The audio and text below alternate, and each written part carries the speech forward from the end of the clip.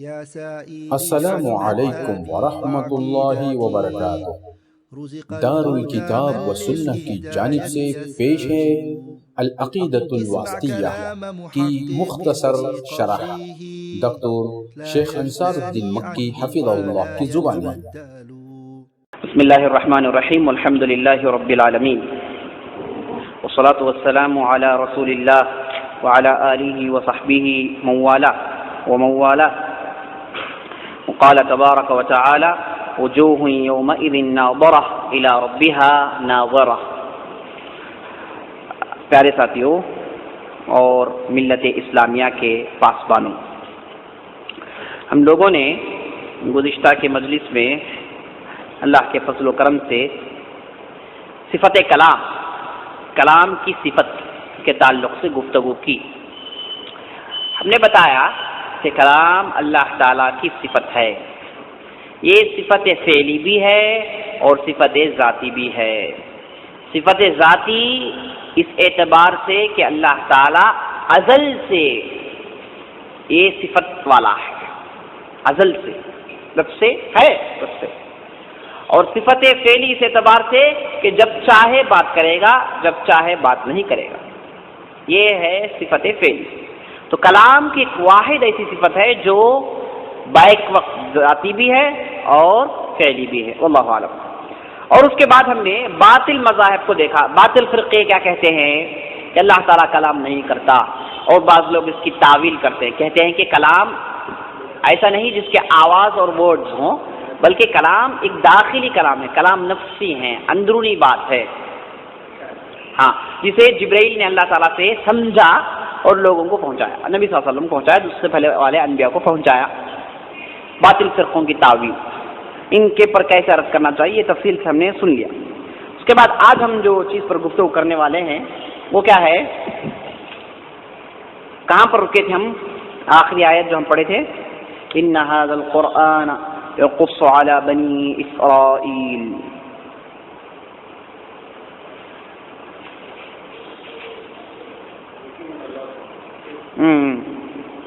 اچھا، verily this Quran narrates unto the children of Israel most of the matters which they dispute۔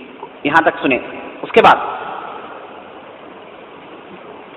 وَهَذَا كِتَابٌ أَنزَلْنَاهُ مُبَارَكٌ، this is a blessed book، كِتَابٌ مُبَارَكٌ which we have sent down۔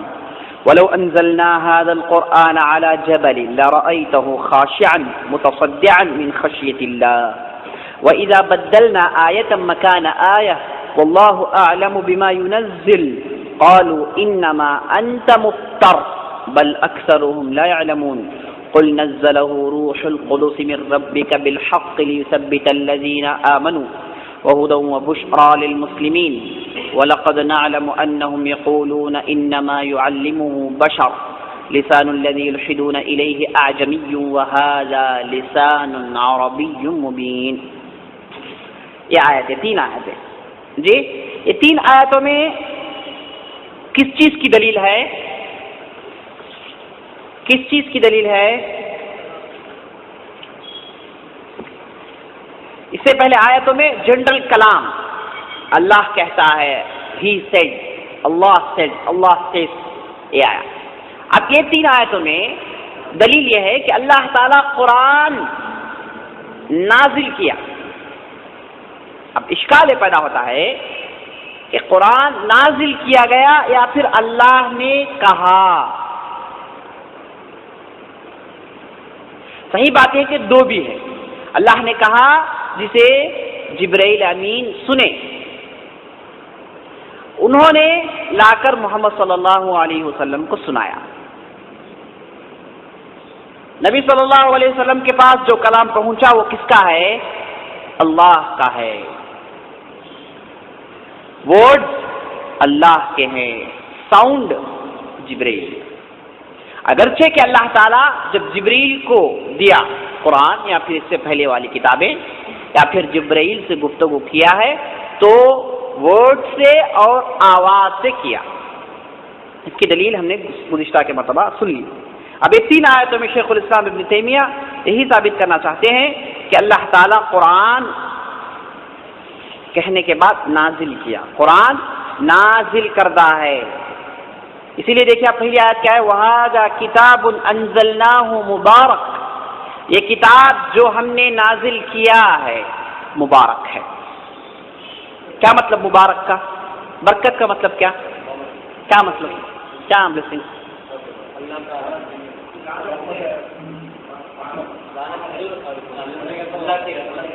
ہاں، جس میں اللہ کی رحمت ہے، لعنت نہیں ہے۔ اگر لعنت ہے تو کیا بن جائے گا؟ لعنت والی چیز بن جائے گی، برکت نہیں، برکت نہیں۔ جو چیز جس میں رحمت ہے وہ برکت ہے، جس میں رحمت نکال دی گئی وہ چیز لعنت۔ تو برکت والی چیز ہے۔ اچھا، برکت ہو تو کیا ہوگا؟ اللہ کی رحمت ہو تو کیا ہوگا؟ اللہ کی مدد ہوگی، اس میں اللہ کی مرضی کے مطابق ہوگا۔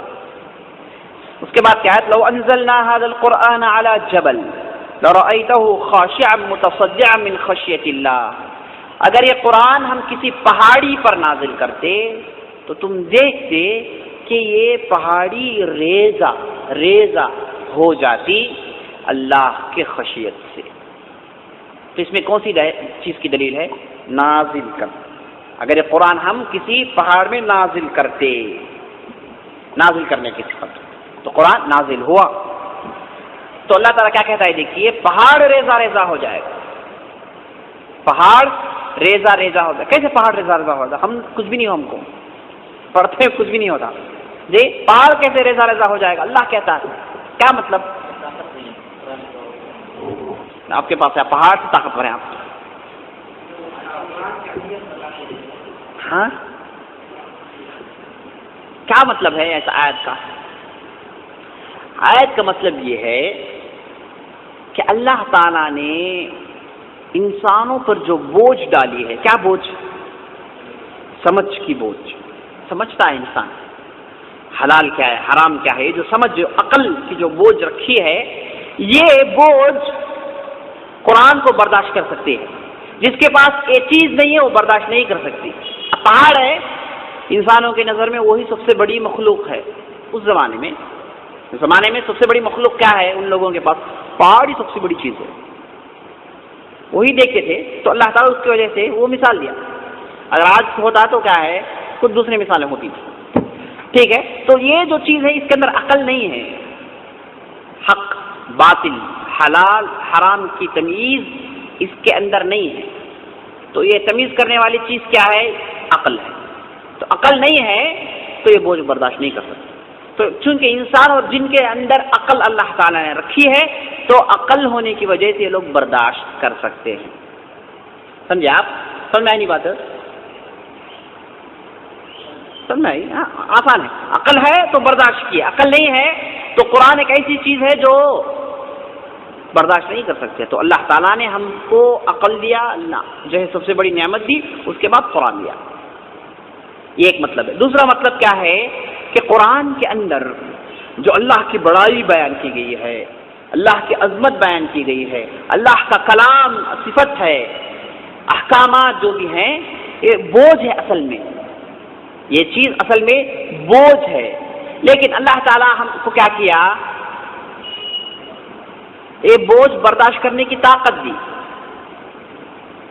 یہ بوجھ برداشت کرنے کی طاقت دی، اور پہاڑ کو نہیں دی۔ اس لیے اللہ تعالیٰ کہتا ہے یہ جو بوجھ تم پر ڈالا گیا ہے، اگر یہ بوجھ پہاڑ میں ڈالا جاتا تو ریزہ ہو جاتا۔ تو معلوم ہوا کہ یہ واقعی بہت بڑی چیز ہے قرآن، اللہ کا کلام کوئی معمولی چیز نہیں ہے۔ وَإِذَا بَدَّلْنَا آيَةً مَكَانَ آيَةٍ وَاللَّهُ أَعْلَمُ بِمَا يُنَزِّلُ قَالُوا إِنَّمَا أَنْتَ مُفْتَرٍ بَلْ أَكْثَرُهُمْ لَا يَعْلَمُونَ، اگر ہم کسی آیت کی جگہ دوسری آیت لاتے ہیں اور اللہ تعالیٰ بہتر جانتا ہے کہ وہ کیا نازل کرتا ہے، لیکن یہ مشرکین کہتے ہیں کہ اے محمد صلی اللہ علیہ وسلم آپ تو جھوٹ بول رہے ہیں، اکثر لوگ نہیں جانتے، اکثر لوگ حق کا علم نہیں رکھتے۔ کیا مطلب؟ مشرکین پر رد ہے کہ مشرکین کے سامنے جب اللہ تعالیٰ کوئی آیت کو بدلاتا ہے، کیسے بدلاتا ہے؟ اذا بدلنا آیة مکان آیہ، ایک آیت ہی نازل ہوئی، اس کے بعد اللہ تعالیٰ نے اسے منسوخ کر دیا، ایک دوسری آیت نازل ہوئی اس کی جگہ۔ اللہ تعالیٰ کی حکمت یہ ہے کہ اللہ تعالیٰ شروع میں ایک آیت نازل کرتا ہے، اس کے بعد اسے منسوخ کرتا ہے، اس کے بعد دوسری آیت دیتا ہے، محل کے اعتبار سے، موقع کے اعتبار سے۔ اللہ تعالیٰ کی حکمت ہے، چاہے تو شروع میں ہی وہ آیت نازل کر دے سکتا ہے، لیکن بندوں کے ساتھ رحمت شفقت کر کے اللہ تعالیٰ نے شروع میں آسانی دی، اس کے بعد دوسری آیت نازل کی۔ اللہ تعالیٰ کی حکمت ہے، وہ بہتر جانتا ہے کون سی چیز نازل کرے، کون سی چیز بعد میں نازل کرے۔ لیکن یہ منافق لوگ نہیں سمجھتے، مذاق اڑاتے ہیں، کہتے ہیں کہ بھائی اگر آیت کو منسوخ کرنا ہی تھا، آیت کو مٹانا ہی تھا تو پہلے سے ہی وہ آیت نازل کر دیتا۔ اللہ تعالیٰ کے جو ہے حکم کے ساتھ کھلواڑ کر رہے ہیں۔ اس کے بعد قل نزلہ روح القدس من ربک بالحق، اے نبی صلی اللہ علیہ وسلم کہہ دیجئے اللہ تعالیٰ نے روح القدس کو اپنے تیرے رب سے حق کے ساتھ یہ قرآن نازل کیا، روح القدس سے اس قرآن کو نازل کیا، یعنی روح القدس کے ذریعے سے۔ کون ہے روح القدس؟ جبریل علیہ السلام، ان کے ذریعے سے قرآن نازل ہوا۔ تو دلیل کیا ملتی ہے کہ روح القدس لے کر آئے اللہ کے پاس سے یہ قرآن، لِيُثَبِّتَ الَّذِينَ آمَنُوا هُدًى وَبُشْرَى لِلْمُسْلِمِينَ، تاکہ جو لوگ ایمان لائے ان لوگوں کو ثابت قدمی نصیب ہو جائیں، ثابت ہو جائیں، وہ لوگ متزلزل نہ ہوں، ثابت ہو جائیں۔ اس وجہ سے اللہ تعالیٰ ایسے کیا ہے۔ اور یہ کیا ہے، یہ جو نازل ہوئی ہے کتاب ہدایت ہے اور خوشخبری ہے مسلمانوں کے لیے۔ اور ہم بلا شبہ جانتے ہیں، یہ لوگ کہتے ہیں کہ آپ کو کوئی ایک آدمی پڑھاتا ہے، آپ کو کوئی یہ آدمی پڑھاتا ہے۔ اللہ تعالیٰ کہتا ہے جس شخص کا یہ لوگ ذکر کرتے ہیں وہ تو آدمی ہے، یہ تو قرآن صاف صاف عربی میں اتری ہے۔ تو ادھر کیا ہے، دلیل کس چیز کی ہے؟ نازل کرنے کی، قرآن نازل ہوا۔ کیوں شیخ الاسلام میں آیت ذکر کر رہے ہیں؟ اصل میں رد یہ ہے ان لوگوں پر جو یہ کہتے ہیں کہ قرآن کلام اللہ کوئی صفت نہیں ہے بلکہ کلام نفسی ہے، کلام نفسی ہے۔ اگر کلام نفسی ہے تو نازل کرنے کی کیا ضرورت ہے؟ ایسے ہی محمد صلی اللہ علیہ وسلم کے دل میں ڈال دیتے۔ نازل ہوا ہے تو مطلب کیا ہے، اللہ نے کہا ہے جبریل سے۔ اگر کلام کی کوئی صفت نہیں ہوتی، ایسے ہی باتیں آ جاتی تو نازل کرنے کی کیا ضرورت، ڈائریکٹ آپ صلی اللہ علیہ وسلم کے دل میں ڈال دی جاتی۔ نازل کی گئی ہے تو کوئی چیز ہے جو نازل ہوئی ہے، وہ ثابت کرنے کے لیے شیخ الاسلام ابن تیمیہ یہ آیتیں لائے۔ اس کے بعد اہم مسئلہ لوکنگ ایٹ اللہ، اللہ کو دیکھنا، رؤیت اللہ۔ اس مسئلے کا نام کیا ہے؟ رؤیہ، لکھ لیجئے، رؤیہ، رؤیت الرب، رؤیت اللہ۔ یہ بڑا ہی گھناؤنا اور خطرناک مسئلہ ہے۔ اللہ کو آپ دیکھیں گے، اللہ کو دیکھنے کا مسئلہ ہے۔ دیکھیے اب آیتیں کیا ذکر کر رہے ہیں، وجوہ یومئذ ناظرہ الی ربها ناظرہ علی الارائک ينظرون للذین احسنوا الحسنى والزیادہ لهم ما یشاءون فیہا ولدینا مزید۔ 4 آیتوں کا ذکر کیے۔ مسئلہ یہ ہے کہ یہ جو تعویل کرنے والے ہیں اس میں سے معتزلہ کہتے ہیں کہ انسان اللہ کو دیکھ ہی نہیں سکتا، انسان اللہ کو دیکھ ہی نہیں سکتا، یہ انسان کے اندر طاقت نہیں ہے۔ اس کے بعد یہ کہتے ہیں کہ بھائی دیکھنا ہو تو کوئی ڈائریکشن ہو، اللہ کو دیکھنا ہو تو کوئی ڈائریکشن میں ہو۔ نہیں، آپ اوپر دیکھیں تو اوپر کی ڈائریکشن، سائڈ میں دیکھیں سائڈ کا ڈائریکشن، نیچے دیکھیں نیچے کا ڈائریکشن۔ ڈائریکشن میں ہی دیکھ سکتے آپ، بغیر ڈائریکشن کے دیکھ سکتے نہیں دیکھ سکتے، کیونکہ معتزلہ پہلے کیا کیے، ڈائریکشن کا انکار کیے۔ تو بولے اب دیکھنا ہے تو ڈائریکشن کا ہونا ضروری ہے۔ پہلے ہم نے پڑھا کہ وہ ڈائریکشن کا انکار کرتے ہیں، اوپر کا یہ سب انکار کرتے ہیں لوگ۔ اب جواب ان لوگوں کے لیے کیا ہے، وہ لوگ کہتے ہیں، جواب دیتے ہیں کہ بھائی جب ڈائریکشن ہی نہیں ہے تو کیسے دیکھ سکتے ہیں، کیونکہ لوگ پہلے سے ڈائریکشن کا انکار کیے، یہ معتزلہ ہے۔ اب اشاعرہ وہ بھی ڈائریکشن کا انکار کرتے ہیں لیکن دیکھنے کو مانتے ہیں۔ اس وجہ سے یہ ڈائریکشن اور دیکھنا یہ دونوں کو مکس کیے تو ان کی تعویلات تفسیریں کلاؤنی ہو گئی، سمجھ میں نہیں آتی۔ کبھی یہ کہتے ہیں دیکھ سکتے ہیں، کبھی کہتے ہیں کہ دیکھنے کا مطلب کیا ہے، سمجھنا ہے، یہ ہے وہ ہے، تعویلات مختلف موجود ہیں۔ صحیح بات یہ ہے کہ اللہ تعالیٰ کا ڈائریکشن ہے، اوپر علو عالی ہے۔ دوسری چیز آپ اوپر دیکھیں گے، اللہ تعالیٰ کو اوپر دیکھیں گے، اللہ تعالیٰ کو دیکھ سکتے ہیں۔ ہاں شرط یہ ہے کہ دنیا میں دیکھ نہیں سکتے۔ انشاءاللہ جنت میں آپ اللہ کو دیکھیں گے، اس کا دونوں انکار کرتے ہیں. معتزلہ انکار کرتے ہیں، اشاعرہ تاویلات ان کے ایسے ہیں کہ ڈیفالٹ یہ سمجھ میں آتا ہے کہ لوگ انکار کرنا چاہ رہے ہیں. حق یہ ہے کہ ہم اللہ کو دیکھیں گے جنت میں، دنیا میں نہیں. دنیا میں نہیں، کیونکہ اللہ تعالیٰ نے دنیا میں ہمارے آنکھوں میں طاقت نہیں رکھی. اسی لیے جب موسیٰ علیہ السلام کیا بولے، رب ارنی انظر الیک، کیا بولے، اللہ دکھا مجھے، میں تجھے دیکھنا چاہتا ہوں. بہت بڑا مطالبہ. تو جواب کیا ملا،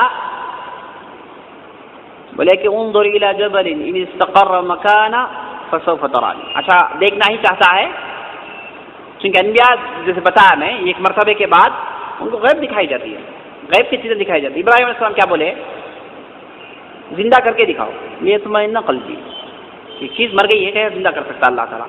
اللہ تعالیٰ زندہ کر کے دکھایا نہیں دکھایا. جی انبیاء ایک چیز پہنچنے کے بعد ان کو کیا ہے، سب چیزیں کیا ہے، غیب اور شہادت سب ایک ہے، اللہ تعالیٰ سب دکھاتا ہے ان کو. تو موسیٰ علیہ السلام تو اس چیز کو پہنچ گئے تھے، بولے کہ میں تجھے دیکھنا چاہتا ہوں. جواب ملا کہ پہاڑ کو دیکھو، اگر وہ پہاڑ اس کی جگہ باقی رہ جائے تو ہو سکتا ہے تم دیکھیں.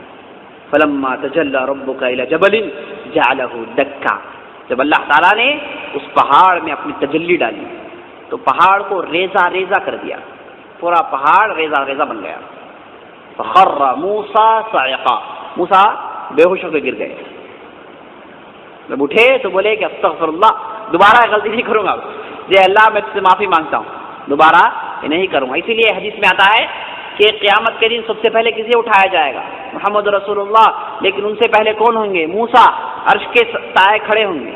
تو نبی صلی اللہ علیہ وسلم کہتے ہیں کہ ہو سکتا ہے اللہ تعالیٰ اس وقت ان کو جو بے ہوش کرایا تھا اس کے بدلے میں آج کے دن بے ہوش نہیں ہو، پڑے نہیں ایسے ہی ہیں. اللہ بہتر جانتا ہے. تو معلوم یہ ہوا کہ کیا ہے، اللہ کو دیکھ سکتے ہیں. اگر اللہ کو دیکھ نہیں سکتے تو اللہ تعالیٰ موسیٰ کو کیا کہتا، بھائی نہیں دیکھ سکتے مجھے، صاف صاف ہو جاتی. لیکن دیکھ سکتے ہیں، طاقت نہیں ہے اس لیے دیکھ نہیں سکے. دیکھ سکتے ہیں، طاقت نہیں. اگر طاقت ہوتی تو دیکھ سکتے ہیں. طاقت کہاں ہوگی، انشاءاللہ جنت میں ہوگی. اسی لیے حدیث قرآن میں کیا آیا ہے، وجوہ یومئذ ناظرہ الی ربها ناظرہ، قیامت کے دن چہرے چمک رہے ہوں گے اور اپنے رب کی طرف دیکھ رہے ہوں گے، اپنے رب کی طرف دیکھ رہے ہوں گے. صاف ہے آیت. کی تعویل کیا کرتے ہیں وہ لوگ، کہتے ہیں کہ دیکھ رہے ہیں مطلب انتظار کریں گے، دیکھیں گے نہیں. اللہ آئے گا بلکہ انتظار کریں گے، نہیں آئے گا اللہ تعالیٰ. انتظار کرتے کرتے ایسے ہی ختم ہو جائے گا، نہیں آئے گا اللہ تعالیٰ. کیا بیوقوف بات ہے، صاف جو ہے الفاظ ہیں. الی ربها ناظرہ، ڈائریکٹ اللہ تعالیٰ کو دیکھیں گے. اس کے بعد آیا علی الارائک ینظرون، قیامت کے دن کیا ہیں، بڑے بڑے گدوں میں، بڑے بڑے صوفوں میں مومنین بیٹھے ہوں گے اور اللہ تعالیٰ کو دیکھ رہے ہوں گے. اللہ اکبر. للذین احسنوا الحسنى وزیادہ، جو لوگ نیک کام کیے ان لوگوں کے لیے نیکی ہے اور ایک ایکسٹرا ہے. کیا ہے اور ایک ایکسٹرا کی تفسیر میں، یعنی النظر الی اللہ، اللہ کو دیکھیں گے، اللہ کو دیکھیں گے مومنین جنت میں. لہم ما یشاؤون فیہا ولدینا مزید، جنت میں مومنین کے لیے جو بھی چاہے ہے اور ہمارے پاس ان لوگوں کے لیے ایک مزید چیز ہے، ایک مزید تکریم ہے. وہ کیا ہے، النظر الی اللہ. تفسیر صحابہ کی تفسیر آ گئی ہے کہ جنت میں مومنین اللہ کو دیکھیں گے.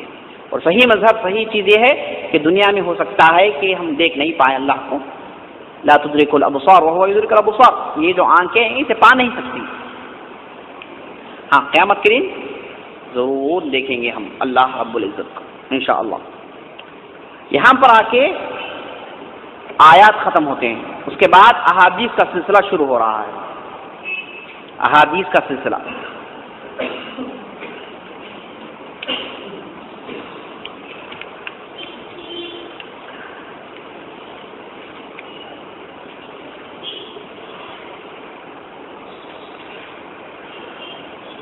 احادیث، Allah's name and attributes in the Sunnah. کیا کہتے ہیں، پڑھو فاضل. 16 مطلب وہ یہ ہے، interprets the Quran and clarifies it and leads to it and expresses its meaning. We must accept and believe in the sound hadith in which the Messenger sallallahu alaihi wasallam described Lord the Almighty the exact express as the deed. بس کہتے ہیں شیخ الاسلام ابن تیمیہ الایمان بما وصف به الرسول ربہ. اب تک تو آپ نے آیتیں سنی جس میں اللہ کا کلام تھا، اللہ تعالیٰ اپنے صفات بیان کرتا ہے. اب بعض ایسی صفات ہیں جو قرآن میں نہیں آئے، نبی صلی اللہ علیہ وسلم بیان کیے ہیں. نبی صلی اللہ علیہ وسلم نے اس کا ذکر کیا ہے، اس پر بھی ہم ایمان لاتے ہیں، لیکن شرط کیا ہو؟ حدیث صحیح ہو، حدیث صحیح ہو. تو اس لیے کیا کہتے ہیں؟ السنہ تفسر القرآن وتبینہ وتدل علیہ وتعبر عنہ. یہ جو سنت ہے قرآن کی تفسیر کرتی ہے. کیا مطلب تفسیر کرتی ہے؟ فسرا ایک شروع کہیں گے، دودھ ہے، دودھ کے اوپر کف ہے، جب نتھارا جاتا ہے تو کف جم جاتا ہے، تو جب وہ کف ہٹایا جاتا ہے تو آپ کو صاف دودھ ملتا ہے. تو یہ جب کف ہٹایا جاتا ہے تو اس لیے عربی میں کہتے ہیں فسر الفلان، فلاں نے دودھ میں سے کف ہٹایا، غبار ہٹایا. اسی سے لفظ مسافر بھی نکلا ہے، فسر سے مسافر. کیوں مسافر کو مسافر کہتے ہیں؟ وہ ظاہر ہو جاتا ہے، گویا کہ وہ سٹی میں چھپا ہوا تھا، بلڈنگوں کے درمیان، گاؤں میں جو ہے عمارتوں کے درمیان. جب وہ سفر کو جاتا ہے تو کھلے جگہ آ جاتا ہے، ظاہر ہو جاتا ہے، اس لیے مسافر کو مسافر کہتے ہیں. بہرحال اسی سے لفظ نکلا ہے یہ تفسیر، یعنی قرآن کی تفسیر کرتی ہے سنت. یعنی قرآن میں جو چیز آپ کو سمجھ میں نہیں آئی، اس میں اشکال ہے، تو سنت آتی ہے آپ کو سمجھاتی ہے، کہتی ہے کہ بھائی فلاں آیت کا مسئلہ مطلب یہ ہے، فلاں آیت کا مطلب یہ ہے.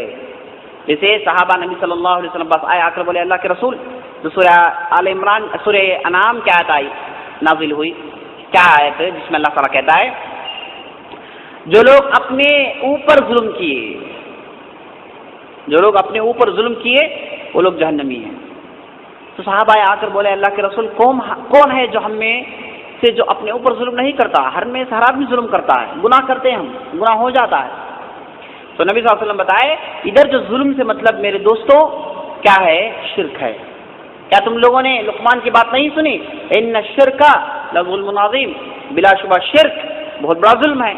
تو ظلم وہ آیت جو انعام میں آئی ہے، اس کی تفسیر قرآن میں دوسری جگہ آئی ہے. یہ لنک پیدا کرنے والی کون سی چیز ہے؟ سنت. تو یہ سنت جو ہے قرآن کی تفسیر کرنے والی، وہ تبینہ، اور اس کے احکامات کو کلیئر کرتی ہے. بعض قرآن میں نماز کے اوقات بیان ہوئے ہیں، لیکن نماز کیسے پڑھنا چاہیے، کیا طریقہ ہے، کون بیان کرتی ہے؟ سنت بیان کرتی ہے. وہ تدل علیہ، اور اس کے بعد آپ کو قرآن کی طرف لیڈ کرتی ہے.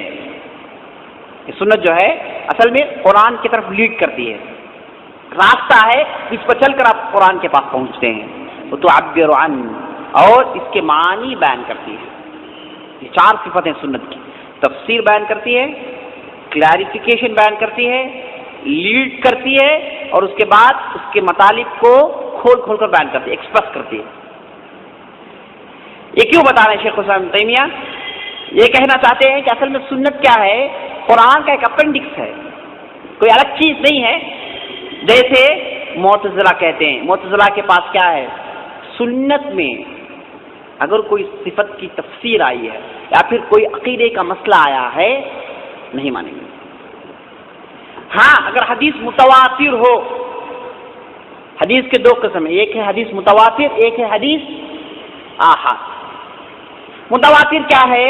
جس کی کوئی سند نہیں ہوتی، جس کے لیے کوئی سند نہیں ہوتی. ایسے ہی نبی صلی اللہ علیہ وسلم کے دور سے کئی لوگ ایک بستی سنی، اس کے بعد کے بستی والے کو بتائی، کوئی سند نہیں ہوتی، اس سے سند میں بحث نہیں ہوتی. اس سے ایسے ہی ماننا چاہیے، جیسے قرآن کو مانتے ہیں ویسے ہی مانے متواتر. البتہ متواتر احادیث بہت کم ہیں، متواتر احادیث بہت ہی کم ہیں، گنے چنے ہیں. اکثر اور بیشتر احادیث کیا ہے؟ آحاد ہے. آحاد کیا مطلب کیا ہے؟ جسے چند لوگ جن کی تعداد معلوم ہے. متواتر میں روایت کرنے والے کی تعداد معلوم نہیں، 100 200 1000 3000 بڑھتی جائیں گی. لیکن آحاد میں روایت کرنے والوں کی عدد معلوم ہوگی، 4 5 6 10 یہ روایت کیے ہیں، معلوم ہوگی، عدد معلوم ہے. کتنے لوگ روایت کیے ہیں معلوم ہے. یہ کیا ہے؟ حدیث احاد. تو یہ معتزلہ اشاعرہ کے پاس کیا ہے؟ عقیدے کے مسئلے میں حدیث متواتر ہے تو مانیں گے، اگر حدیث احاد ہے نہیں مانیں گے. شیخ الاسلام ابن تیمیہ وہ توڑنے کے لیے بیان کرتے ہیں، کہتے ہیں کہ بھائی آپ کیسے انکار کر سکتے ہیں جبکہ سنت کیا ہے؟ تفسیر کرتی ہے، سنت اس کے طرف لیڈ کرتی ہے، اس کے معانی بیان کرتی ہے، یہ آپ کیسے کر سکتے ہیں؟ وما وصف الرسول به ربه من الاحاديث الصحيحه التي تلقاها اهل المعرفه بالقبول وجب الايمان بها كذلك. کہتے ہیں کہ نبی صلی اللہ علیہ وسلم نے اپنے احادیث میں، صحیح احادیث میں اللہ تعالیٰ کے جو صفات بیان کیے ہیں اس صفات پر ایمان لانا بھی واجب ہے، اس صفات پر ایمان لانا بھی واجب ہے. انکار آپ نہیں کر سکتے، ہرگز اس کا موقع نہیں ہے. یہ کہنے کے بعد احادیث کا سلسلہ شروع کرتے ہیں. سب سے پہلے حدیث کیا ہے؟ Indeed Allah is happier with the dependence of his abd. یہ ہے فرسٹ حدیث، اوپر ہے. ہاں، Our Lord descends during the last third جو ہے part of each night. حدیث کیا ہے؟ ينزل ربنا إلى سماء الدنيا كل ليلة حين يبقى الثلث الأخير من الليل فيقول من يدعوني فأستجيب له من يسألني فأعطيه من يستغفرني فأغفر له. اللہ تعالیٰ جب رات کا تیسرا پہر باقی رہ جاتا ہے تو پہلے آسمان کی طرف نازل ہوتا ہے اور کہتا ہے کوئی ہے جو مجھے بلائے میں اسے جواب دوں، کوئی ہے جو مجھ سے مانگے میں اسے دوں، کوئی ہے جو مجھ سے مغفرت چاہے میں اسے معاف کروں، ہر روز ہر رات. تو اس حدیث سے کیا دلیل ملتی ہے؟ اللہ تعالیٰ نازل ہوتے ہیں، جسے اکثر و بیشتر لوگ انکار کرتے ہیں. کئی لوگ یہ کہتے ہیں کہ بھائی اللہ تعالیٰ نازل ہو جائے تو عرش خالی ہو گیا، عرش میں اللہ تعالیٰ نہیں ہے، مذاق ہے. اور دوسری چیز کیا ہے؟ کہتے ہیں کہ بھائی اللہ تعالیٰ نازل ہوتا ہے تو کیسے نازل ہوتا ہے؟ بعض لوگ اس کی تعویل کیا کرتے ہیں؟ کہتے ہیں کہ نازل کا مطلب اللہ تعالیٰ غور سے سنتا ہے. یہ سب تعویلات ہیں. صحیح منہج، صحیح طریقہ یہ ہے کہ اللہ تعالیٰ نازل ہوتے ہیں اور نازل کی کیفیت ہم کیفیت بیان نہیں کریں گے. ایسے نازل ہوا، اللہ تعالیٰ عرش پر رہتے ہوئے نازل ہو سکتا ہے، عرش پر رہتے ہوئے نازل ہو سکتا ہے. ضروری نہیں کہ وہ نازل ہو تو عرش خالی ہو جائے، نازل ہو سکتا ہے. ہمیں ایمان لاتے ہیں، مطلب سمجھتے ہیں، نازل ہونے کی مطلب سمجھتے ہیں، لیکن کیفیت بیان کرنا یہ ہم نہیں جانتے. کیفیت بیان کرنا یہ بدعت ہے جسے ہم کو روکا گیا ہے. کیفیت نہیں جانتے، معنی جانتے ہیں. حدیث میں آ گئی آمنا و صدقنا، اللہ تعالیٰ نازل ہوتا ہے، نازل ہوتا ہے. اب بعض لوگ ایک اشکال بھی پیدا کرتے ہیں، کہتے ہیں کہ بھائی اب دنیا میں کہیں نہ کہیں رات ہے، کہیں نہ کہیں دن ہے، کہیں نہ کہیں رات ہے، کہیں نہ کہیں دن ہے. آج ادھر رات ہے تو امریکہ میں دن ہے، ادھر رات ہے ادھر دن ہے، بدلتے رہتا ہے. تو دنیا میں کہیں نہ کہیں رات ہے اور کہیں نہ کہیں دن ہے. اگر ہم یہ کہیں کہ اللہ تعالیٰ رات میں نازل ہوتا ہے تو کہیں نہ کہیں رات ہے تو نازل ہوتے رہے گا، تو ہم کو دن ہے تو ہمارے یہاں نازل نہیں ہوا. تو جواب پھر وہی ہے کہ بھائی اللہ تعالیٰ نازل ہوتا ہے تو کیسے نازل ہوتا ہے ہم نے بیان نہیں کیا ہے. اگر ہم نازل ہونا بیان کرتے تو یہ آپ سوال کرتے تو ہم مشکل میں پھنس جاتے. ہم نے شروع سے آپ کو بتا دیا کہ بھائی نازل کیسے ہوتا ہے ہم نہیں جانتے. ہو سکتا ہے کہ آپ کی بستی میں نازل نہ ہو، ہماری بستی میں نازل ہو، ممکن ہے. کیوں ممکن نہیں ہے؟ آپ کی عقل آپ کے نازل ہونے کو کمپیئر کر رہی ہے، آپ تشبیہ کر رہے ہیں. آپ جو ہے نازل ہوتے ہیں، آپ کہیں جاتے ہیں تو سمجھتے ہیں کہ آپ جہاں گئے وہاں آپ پہنچ گئے، جہاں آپ نہیں گئے، جہاں سے آپ نکلے وہاں وہ جگہ آپ سے خالی ہو گیا. یہ آپ کے کام سے اللہ کے کام کو تشبیہ دے رہے ہیں تو آپ کو سمجھنے میں دقت ہو رہی ہے. آپ تشبیہ مت دیجئے، جو ہمارے پاس اصول ہے. تکییف بھی مت کیجیے، تشبیہ مت دیجیے، تکییف مت کیجیے.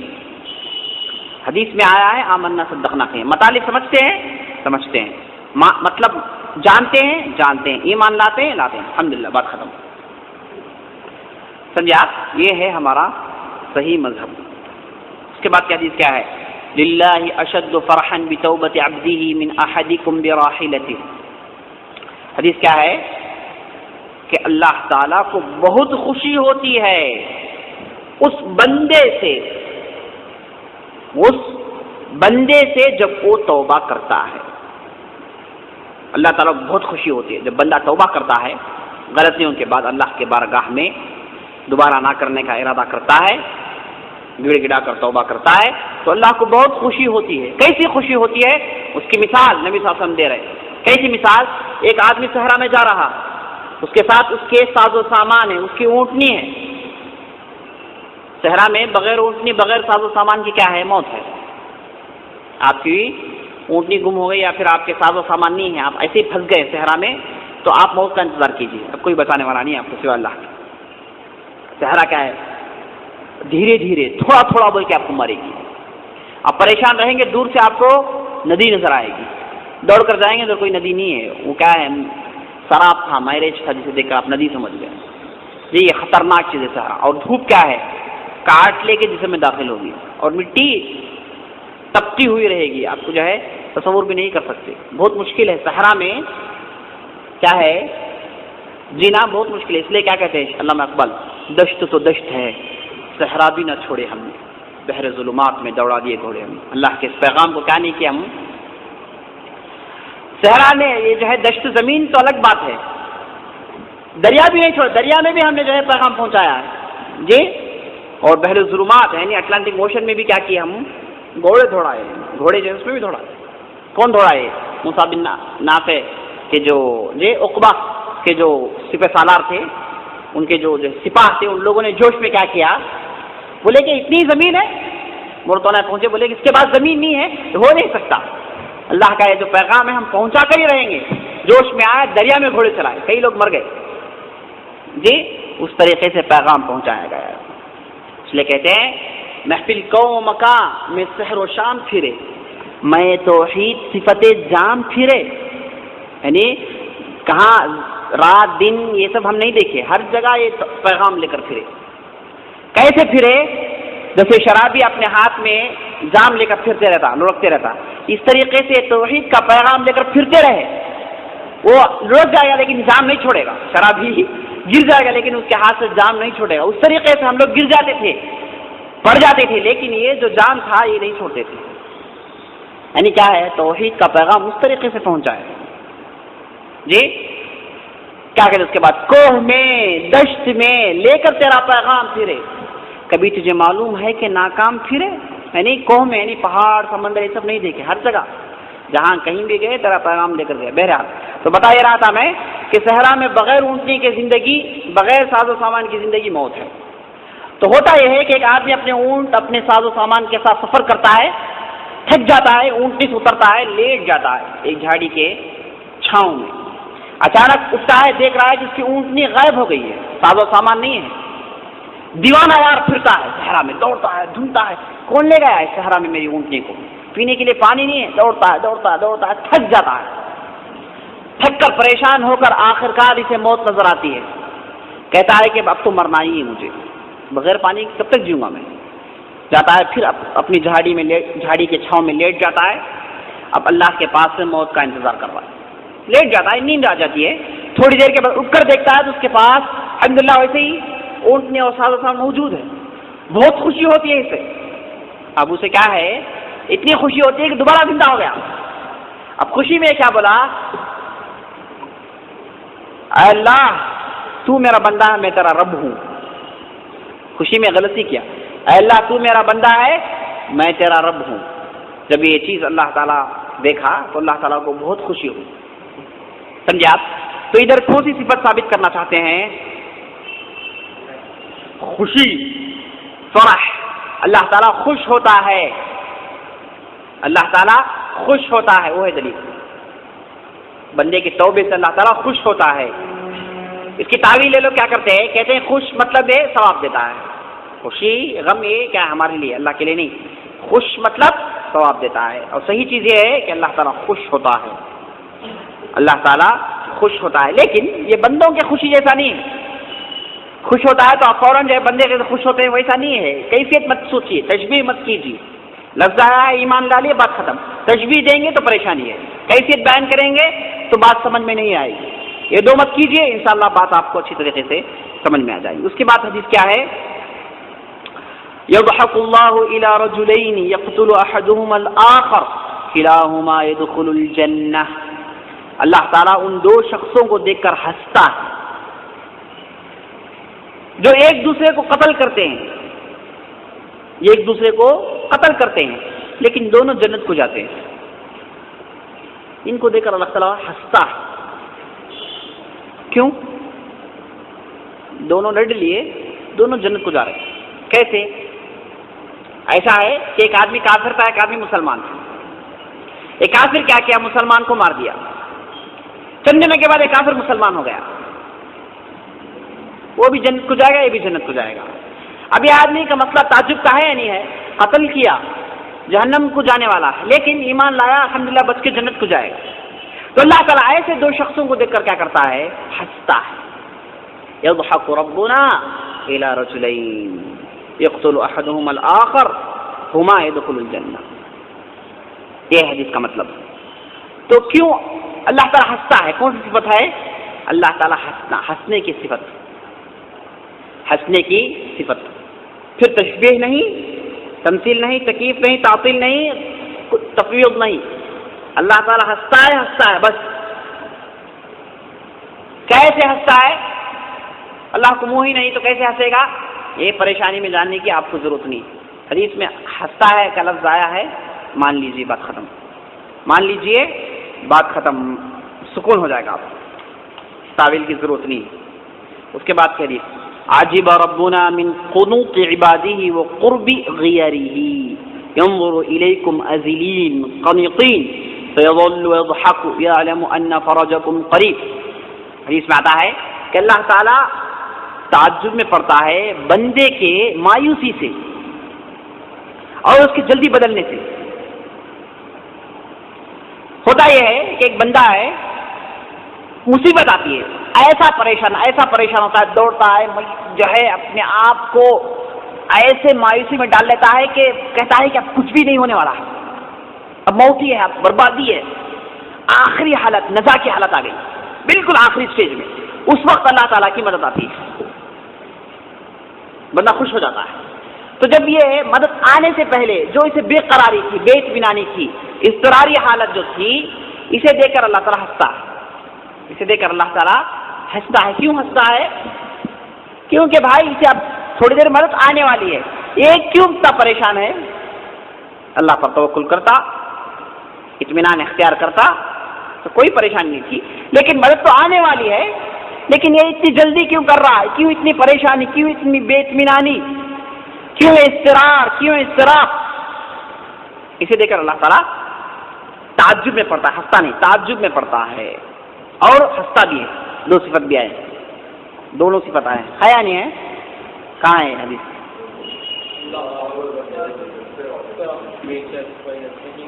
Situation from bad to good. اس کے بعد کیا ہے؟ keeps laughing, despair and laughing. تعجب میں پڑتا ہے اور ہنستا ہے. اب یہ دو صفت ایسی ہیں اس پر ہم ایمان لاتے ہیں، لیکن ادھر کیا ہے؟ ایک تھوڑا مسئلہ ہے. وہ یہ ہے کہ جب ہم کیوں ہنستے ہیں، خوش ہوتے ہیں یا پھر کوئی تعجب کی چیز دیکھیے ہنستے ہیں، لیکن یہ اللہ کے لیے ضروری نہیں. ہم تعجب میں کیوں پڑتے ہیں؟ نہیں معلوم سی چیز اچانک معلوم ہوئی، ایک چیز نہیں معلوم تھی، معلوم ہوئی، تعجب پڑتے ہیں.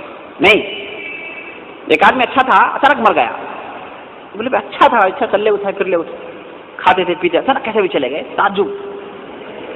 تعجب کب ہوتا ہے؟ جب شروع میں جہل ہو، اس کے بعد علم آئے. لیکن اللہ کے حق میں نہیں. اللہ تعجب میں پڑتا ہے تو لفظ تعجب ہے بس. اس کے اندر جو سلبی مطلب ہے نہیں ہے، اسے ہم انکار کریں گے. سمجھے نہیں؟ سمجھے؟ جو بھی چیز اللہ کو اس کے الہیت سے نکالتی ہے، اللہ کے لیے وہ چیز زیبا نہیں دیتی، ہم اسے نکال دیں گے. اب تعجب ہے، تعجب کب ہوتا ہے؟ جب جہل ہو، اس کے بعد علم میں آئے. جاہل تھا آدمی، علم میں آیا، تب تعجب ہوتا ہے.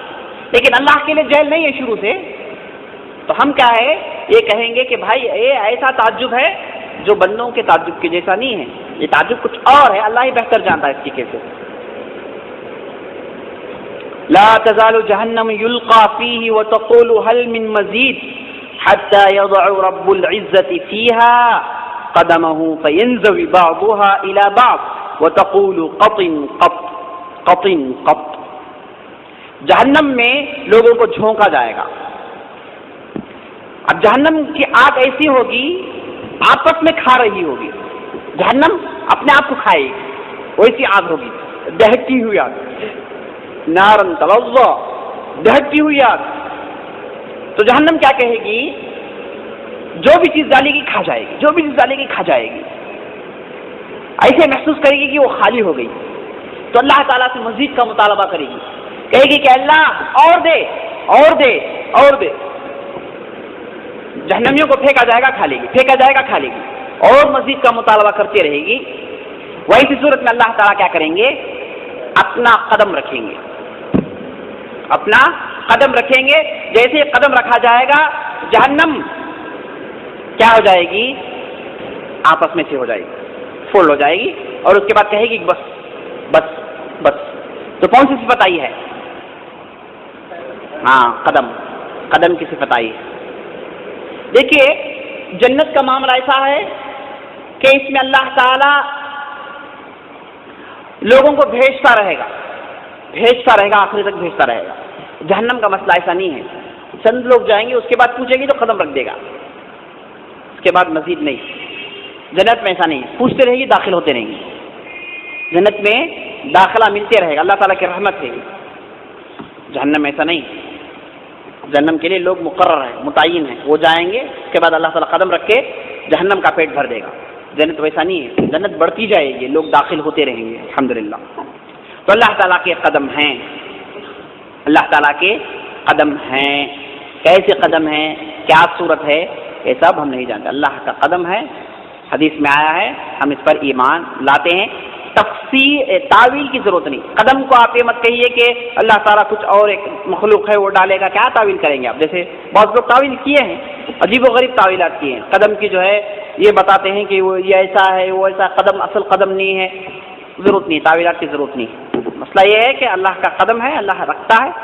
قدم جو ہے پیٹ بھر جائے گا, جہنم کا خاموش ہو جائے گی. تو ہم اللہ تعالیٰ کے قدم پر ایمان لاتے ہیں.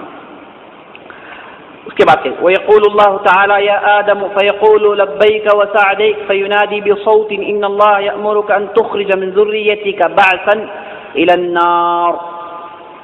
اللہ تعالیٰ کہیں گے اے آدم, آدم کہیں گے میں حاضر ہوں اے اللہ. پھر اللہ تعالیٰ پکارے گا کہ اللہ تعالیٰ تجھے حکم دیتا ہے کہ تو جا کر جہنم میں سے بعض لوگوں کو نکالیں. کون سی صفت ہے, ہاں, وائس, کہنا, حکم دینا, یہ سب صفات ہیں اس حدیث کے اندر. اب جو بھی چیزیں آیات میں ذکر کیے وہ بھی ذکر کر رہے ہیں. دیکھیے اس کے بعد کی حدیث, ما منکم من احد الا سیکلمہ ربہ لیس بینہ وبینہ حجاب ولا ترجمان. تم میں سے کوئی ایسا آدمی نہیں ہے جس سے اللہ تعالیٰ بات کرے بغیر نہیں رہے گا, اور ایسی بات چیت ہوگی کہ تم لوگوں کے درمیان, اللہ اور تمہارے درمیان کوئی رکاوٹ نہیں ہوگی, کوئی ٹرانسلیٹر نہیں ہوگا, بلکہ ڈائریکٹ اللہ تم سے بات چیت کرے گا. تو کون سی صفت ہے, بات چیت کرنے کی صفت. یہ پورے احادیث صحیح ہیں, اس میں کوئی شک نہیں, پورے احادیث صحیح ہیں, بات صحیح ہے ان میں ہے. ہاں مطلب یعنی صحیح ہے, اسناد از گڈ مطلب صحیح ہے. انشاءاللہ اور بھی بعض احادیث ہیں, ہم اسے جو ہے کل کے مجلس کے لیے چھوڑتے ہیں. اللہ تعالیٰ سے دعا کرتے ہیں کہ اللہ تعالیٰ ہم نے جو بھی کہا ہے, جو بھی سنا ہے, اس پر عمل کرنے کی توفیق بخشے. هذا وبالله التوفيق وصلى الله على نبينا محمد وعلى آله وصحبه أجمعين.